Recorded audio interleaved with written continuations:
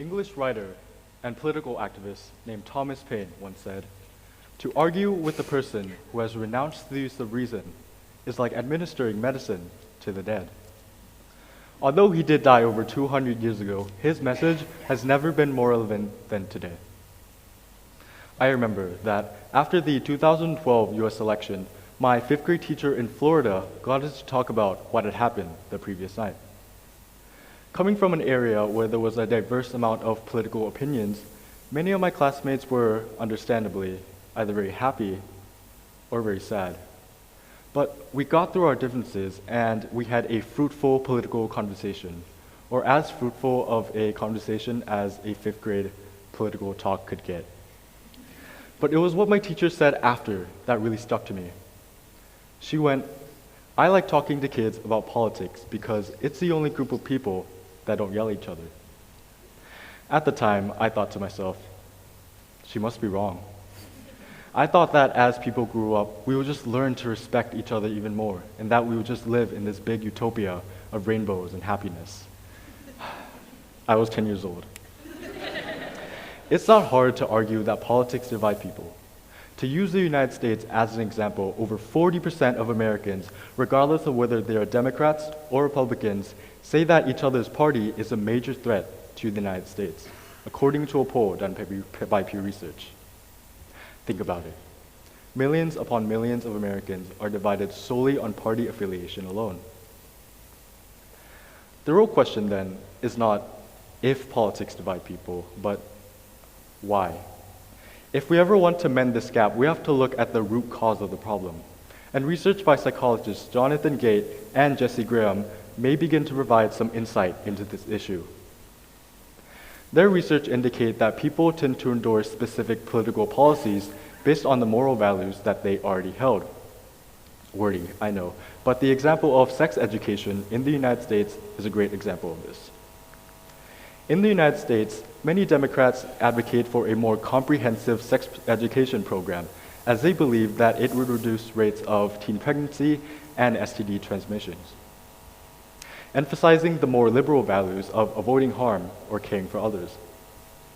On the other side, many Republicans tend to endorse abstinence-only policies, as it emphasizes the more conservative value of maintaining purity. This reveals that political division may not be a result of a difference in opinion on specific policies per se, but rather a difference of opinion on moral values. And this just might be why politics is so divisive. You never actually see people fighting over whether Coke or Pepsi is better, as although Coke is obviously better, there's just no moral conflicts that play into this in the slightest. I mean, if you're really into soda, there could be, but that's just a little weird. Now that we've established a main root cause of the problem, it's easier to discuss solutions.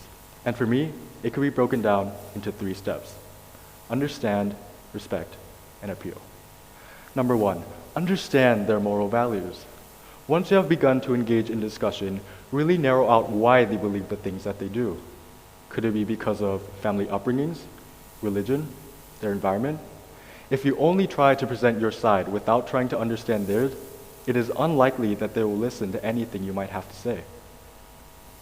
If you sincerely show that you are attempting to understand their perspective, no matter how much you disagree, if you do that, then you will be more,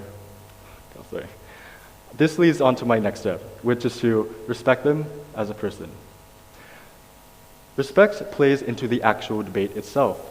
You might consider attacking them with personal, unrelated remarks, but this achieves absolutely nothing.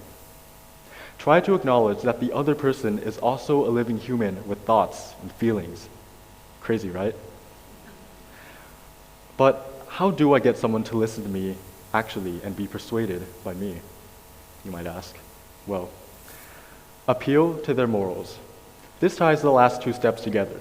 You've established that you understand them as a person, and you've established that you respect their opinions and beliefs. So it's easier to appeal to what they already believe in. For example, you might know a Democrat who's opposed to increased military spending. You'll be more persuasive if you connect that with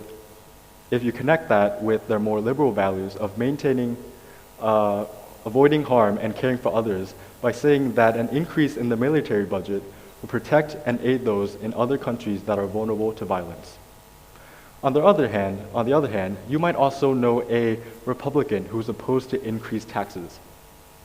Connect with their more conservative value of patriotism, a more conservative value, by suggesting that it's their duty to help fellow citizens through social programs that are funded by their taxes. Now, these are only two examples, but I find that this works in most cases today. I'm not trying to say that these steps will get rid of political divisiveness completely. It won't. But even if it prevents one shouting match at the dinner table or an angry comment left on a Facebook post, I'd be happy. A sharing of opinions informs people and widens their mindset on how their fellow citizens view the world.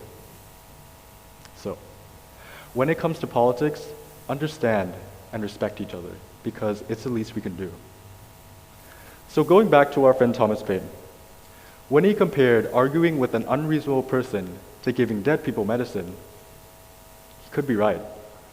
But maybe, just maybe, it's time to bring the dead back to life. Thank you.